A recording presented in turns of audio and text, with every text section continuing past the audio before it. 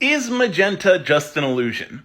Not really. So, here's the thing about the visual spectrum of light. It's not the universe that says what color they are, it's our eyeballs. Our eyeballs see these wavelengths of light as these colors. But there are other wavelengths of light out there that we can't see, but certain animals can. And certain animals don't see these colors this way. Those colors are just a result of the interaction of photons of certain wavelengths interacting with our own biology. There's nothing in the universe, like a physical law, that specifically says red light is red. It's all just wavelengths out in the universe. Now, you may have noticed that there was no magenta on that spectrum. We see magenta when we see certain combinations of other wavelengths of light. They make our eyes fire in a certain way that we see that pinkish color. So magenta does not correspond with one specific wavelength of light.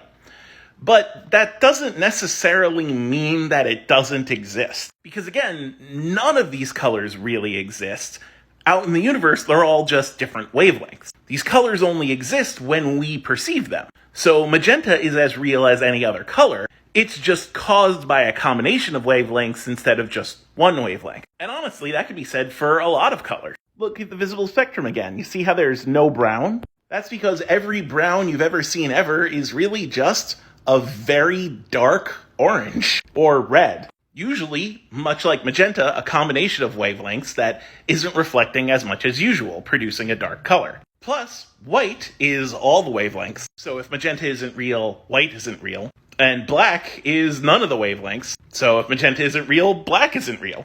So yeah, I wouldn't call it an illusion at all. I would just say certain colors are produced by singular wavelengths of light, and certain colors are produced by a combination of wavelengths of light. In fact, most of the ones you see probably are. If you zoom in far enough on the phone that you're watching this on right now, this is what you'd see. The pixels on your phone or a TV only show red, green, and blue light.